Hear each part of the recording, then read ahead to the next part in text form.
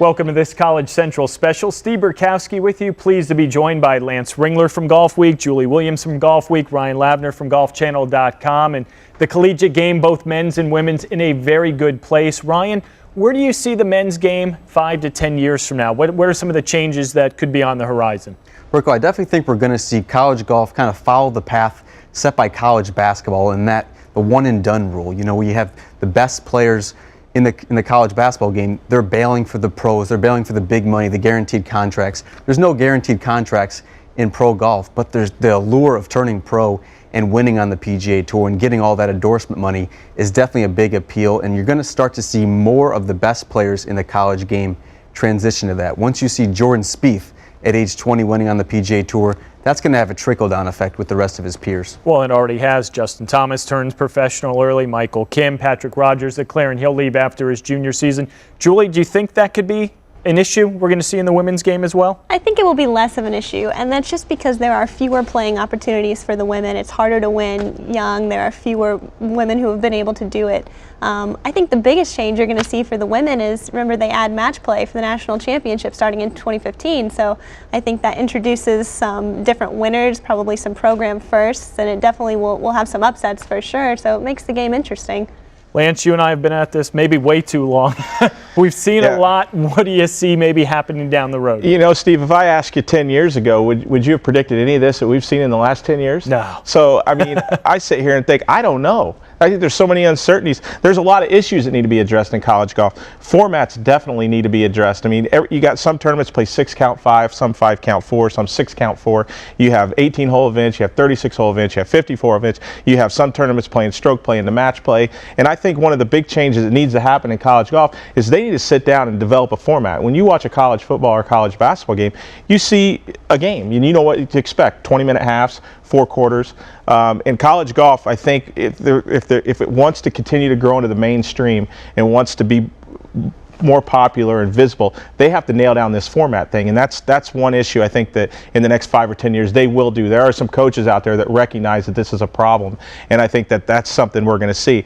Also, where's match play going to go? That's another thing. Is it going to just keep its place in the postseason, or is it just going to stay at the national championship only, or is it going to find a way into the conference championships? I actually think the conference championships would be better for match play than the national championships, because that's where you have your true rivals.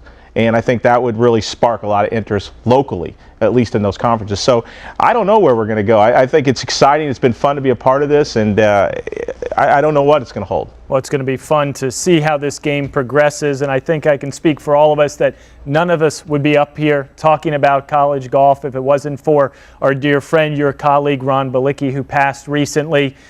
30-plus years of covering the college game. We were blessed to be around him. Some thoughts and memories of Ron?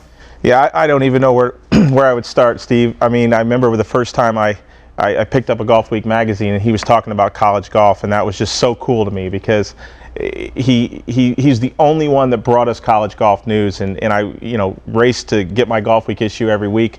And so when I actually met him, and anyone who ever met him knows that he didn't have an enemy. He liked everybody. Every day was a good day, and he was just a joy to be around. I really enjoyed. I spent 13 NCAA championships with him, and the one thing I always remember is we'd always try to make dinner plans. And where are we going to go to dinner? We'd talk about going somewhere nice and whatever, and he didn't want any part of that. He just wanted to go somewhere where he could get a burger, pizza, and a cold beer. And so I know every year at the NCAA championship, for as long as I'm attending, I'm going to have that night where whoever wants to come with me, we're going to go get a pizza, a burger, and a cold beer, and we're going to think about Ron and tell stories. Julie, a memory of Ron?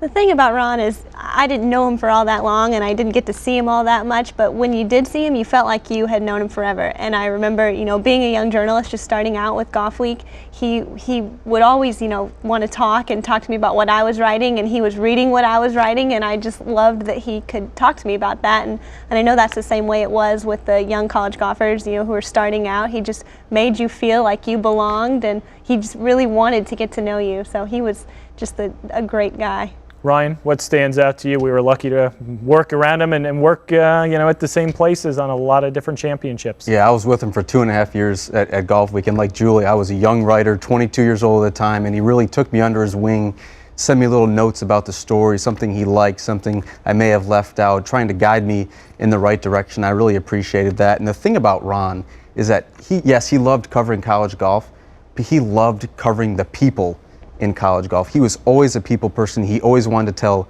their stories. It didn't matter if you were a superstar, it didn't matter if you were a nobody. He was going to tell your story, and he was going to do so with passion. Well, Ron certainly was one of the great storytellers in all of college golf, and for 30 plus years he covered the game like no other, and he will definitely be missed. Our thoughts and condolences to his wife Debbie and all those that got to know him.